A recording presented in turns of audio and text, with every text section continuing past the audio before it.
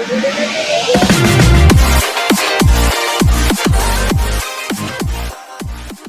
guys, I'm back with another recipe. Today we are making tinola. Now tinola is a classic Filipino dish.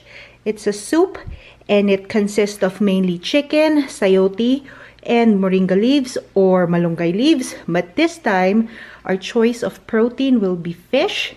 And we have salmon. Of course you could use any other fillet fish. I just prefer fillet fish. You could use codfish, halibut, maybe trout, or cream dory if you have it on hand. So that's our choice of meat. We have salmon. We also have sliced onions. We also have garlic and ginger. I am using baby spinach. I am also using chayote or sayote. We have chicken paste that I'm gonna dilute in water. Normally if you have seafood broth or fish broth, that would be great as well. We also have pepper, fish sauce, and oil. There you go guys, so let's get cooking. Okay, so I am gonna start by adding a little oil to our pan that's been preheated already.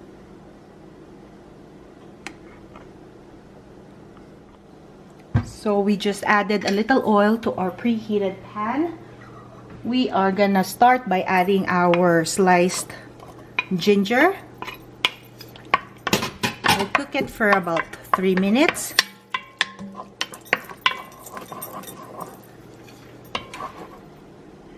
I am gonna add next our garlic.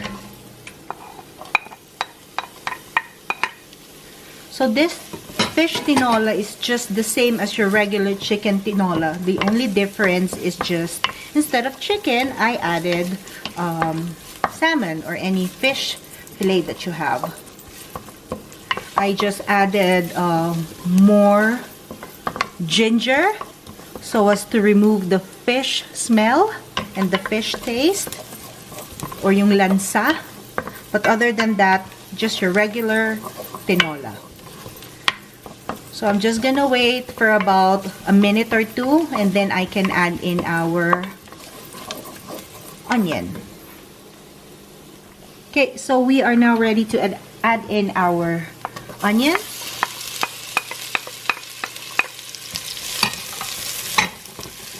We'll saute this or we'll cook this for about 5 to 7 minutes and then we can add in the rest of our ingredients.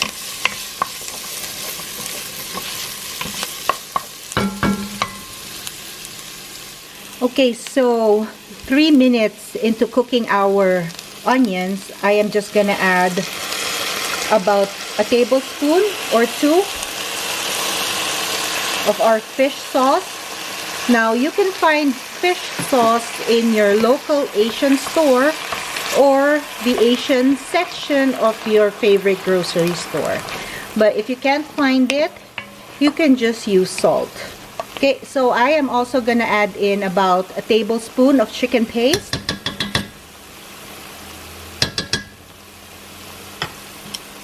Mix them all well.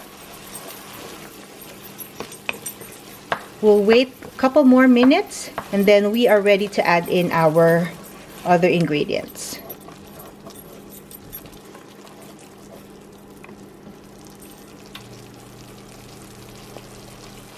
Okay, I am also gonna add pepper. Mix it well. And then at this time I am ready to add in a liter of water or 4 cups of water.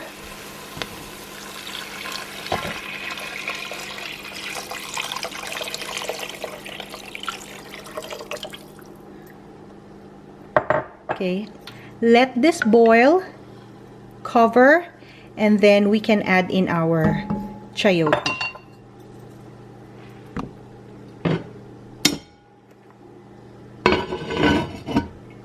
Okay, be back later. Okay, so now that our broth has been bubbling away, we can start slowly adding in our sayote. We'll wait for a few minutes, around 8 to 10 minutes or maybe more, until it's soft. There you go. We'll just cover it. And I'll be back in about 10 minutes. Okay, so soft na yung ating chayote. We are just gonna add our baby spinach. Mix them very well.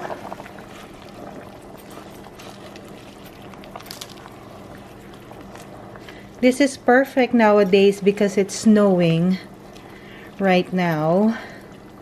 So this is a perfect ulam for tonight. And then last but not least, I am just gonna add our salmon. We'll cover the dish and then we are gonna wait for 5 minutes. So there you go, guys. This is my version of fish tinola, perfect for the cold weather or any time of the day. I hope you give this a try and please let me know what you think. Thank you.